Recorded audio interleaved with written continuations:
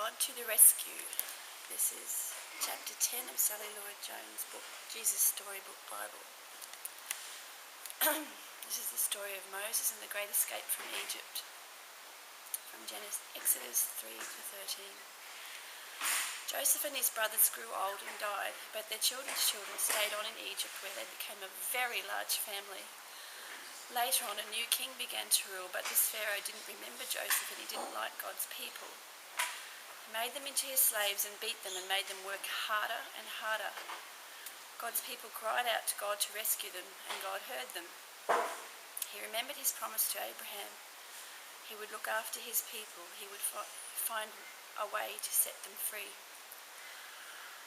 One day, Moses was looking after sheep when something caught his eye. A bush was behaving very oddly. It was flickering with flames, but its leaves weren't burning up. He took a closer look. "Moses," boomed a big voice. Moses leapt back. The bush was talking to him. "I've heard my people's cries," God said. "I've seen their tears, so I have come down to rescue them.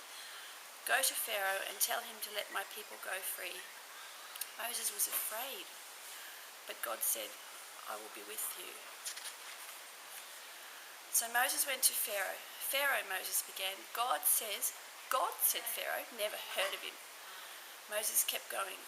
"God says, let his people go free." "Why should I?" Pharaoh said. "Don't want to." "Won't." So he didn't. So God gave Pharaoh 10 warnings called plagues. First, God turned the river Nile into blood. No one could drink the water. But still Pharaoh would not let them go. So God made frogs come hopping and leaping and jumping. In your bed frogs, in your hair frogs, in your soup frogs, all over everywhere frogs. "Make them go away," Pharaoh screamed. "Then your people can go." So God took the frogs away. But Pharaoh changed his mind. "You can't go," he said. Then God sent zillions of gnats, but still Pharaoh said no. So then God sent swarms of flies buzzing in your eyes, flies. And after that, sickness and horrible boils and huge hailstones and storm of locusts. Then darkness when it should have been day, until it seemed that the whole world, creation and everything, was coming undone, falling back into darkness and emptiness and nothingness. But each time Pharaoh said, "Make it stop and then I'll let them go." And each time when God made it stop, Pharaoh changed his mind. "Actually, no, you can't go." Finally, Moses warned Pharaoh, "Obey God or he will have to send the worst thing of all." Pharaoh just laughed. So God said, "The oldest boy in each family of Egypt must die, but my people will be safe." So God told his people to take their best lamb, to kill it and put some of its blood on their front doors.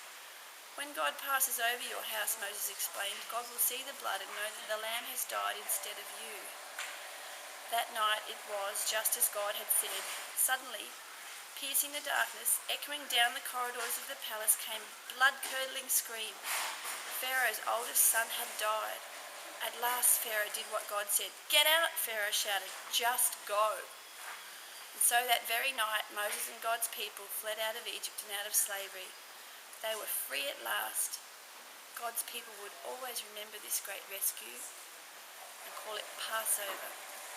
And an even greater rescue was coming. Many years later, God was going to do it again. He was going to come down once more to rescue his people. But this time, God was going to set them free forever and ever.